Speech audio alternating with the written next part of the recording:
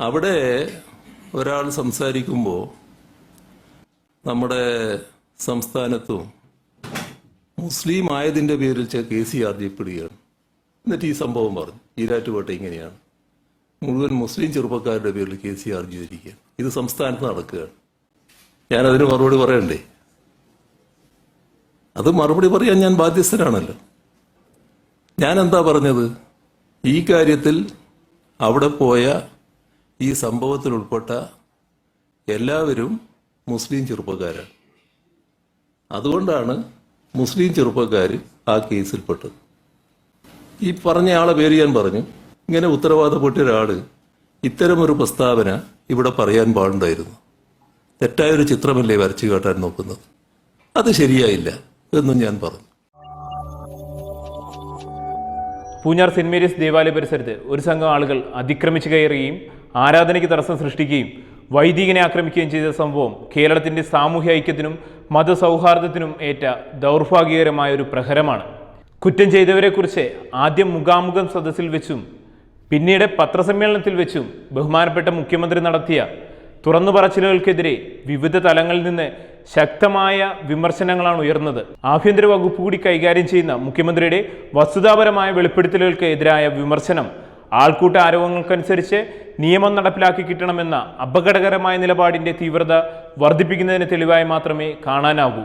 പൂഞ്ഞാർ സംഭവത്തിൽ വർഗീയ ധ്രുവീകരണം അനുവദിക്കരുതെന്ന് തെരുവുകളിലും പ്രസ് മീറ്റിങ്ങുകളിലും ചില മതസംഘടനകളും മത നേതാക്കന്മാരും ആവർത്തിച്ചുകൊണ്ടിരിക്കുമ്പോൾ തന്നെ ഇവിടെ പലരും സ്വീകരിച്ചുകൊണ്ടിരിക്കുന്ന വർഗീയ നിലപാടുകളെയും അവർ വളർത്തിയെടുക്കുന്ന വർഗീയ ചിന്തകളെയും നാം ഇനിയും കണ്ടില്ലെന്ന് നടിക്കരുത്. ആളെ കൂട്ടി പ്രകടനം നടത്തിയും മുദ്രാവാക്യം വിളിച്ചും ഇതര മതസ്ഥരായ നേതാക്കളെ ബഹിഷ്കരിച്ചും തങ്ങളുടെ തെറ്റുകളെ മറച്ചുവെക്കാമെന്ന് കരുതുന്നത് ഇനിയും അംഗീകരിച്ചു കൊടുക്കാനാവില്ല. കുറ്റം ചെയ്തവരുടെയോ അവരെ പ്രതിനിധീകരിക്കുന്നവരുടെയോ ഒരു മാപ്പപേക്ഷയിൽ അവസാനിപ്പിക്കാമായിരുന്ന സംഭവത്തെ നിസാരവൽക്കരിക്കാനും ന്യായീകരിക്കാനും വർഗീയവൽക്കരിക്കാനും ചിലർ നടത്തിയ നീക്കങ്ങൾ അപകടകരമായ സാമൂഹ്യ അനൈക്യത്തിന് വഴിയൊരുക്കിയെന്ന് പറയാതെ വയ്യ. ആക്രമിക്കപ്പെട്ടത് ഒരു ക്രൈസ്തവ പുരോഹിതനാണ്. ആക്രമിച്ചതിന്റെ പേരിൽ ഇതുവരെ അറസ്റ്റിലായ പ്രതികളെല്ലാവരും മറ്റൊരു സമുദായത്തിൽപ്പെട്ടവരും.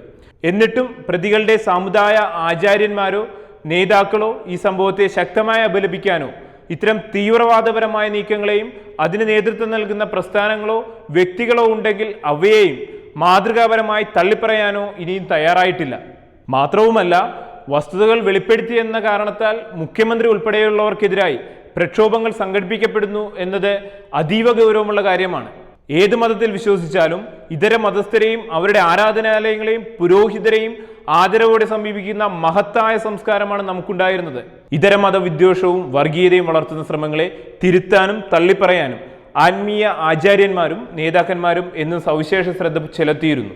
എന്നാൽ ഈ മഹത്തായ സംസ്കാരം ഈ നാട്ടിൽ നിന്നും അപ്രത്യക്ഷമാവുന്നു എന്ന ദുഃഖകരമായ വസ്തുത പൂഞ്ഞാർ അതിക്രമങ്ങൾ വെളിപ്പെടുത്തുന്നുണ്ട്. ആദരവിന്റെ സംസ്കാരം നമ്മുടെ നാട്ടിൽ നിന്നും ഇല്ലാതായിക്കൊണ്ടിരിക്കുന്നു എന്ന സത്യം പൊതുസമൂഹം തിരിച്ചറിയുകയും ഉത്തരവാദിത്വപൂർവ്വം പ്രതികരിക്കുകയും വേണം. ഭൂരിപക്ഷം വരുന്ന മിതവാദികൾ നിശബ്ദരാകാൻ നിർബന്ധിക്കപ്പെടുകയും തീവ്രവാദികൾ പിടിമുറുക്കുകയും ചെയ്യുന്ന സാഹചര്യങ്ങളെ അതീവ ഗൗരവത്തോടെ ഓരോ മതവും സമുദായ സംഘടനകളും പരിഗണിക്കേണ്ടതുണ്ട്. അത്തരം നീക്കങ്ങളെ പ്രതിരോധിക്കേണ്ടതുണ്ട്. ഉറക്കെ ശബ്ദിക്കേണ്ടിടത്ത് ഉറക്കം നടിക്കുന്ന പ്രവണത കാപട്യത്തിൻ്റെതാണ്. സമൂഹത്തോടും രാഷ്ട്രത്തോടും സ്നേഹവും സാമൂഹ്യ ഐക്യത്തോടും ബഹുസ്വരതയോടും ആദരവും പുലർത്തുന്നവരാണെങ്കിൽ ഇത്തരം ധ്രുവീകരണ ശ്രമങ്ങളെ കണ്ടില്ല എന്ന് നടിക്കാനാവില്ല.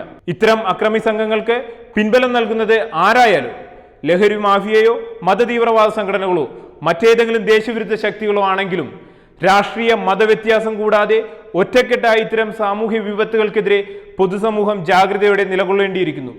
സത്യസന്ധവും ഗൗരവപൂർണവുമായ സമീപനം ഇത്തരം വിഷയങ്ങളിൽ സർക്കാർ സ്വീകരിക്കുകയും ഈ നാട്ടിലെ സാമൂഹ്യ ഐക്യവും മതസൗഹാർദ്ദവും കാത്തുസൂക്ഷിക്കാൻ പ്രതിജ്ഞാബദ്ധത പുലർത്തുകയും വേണം.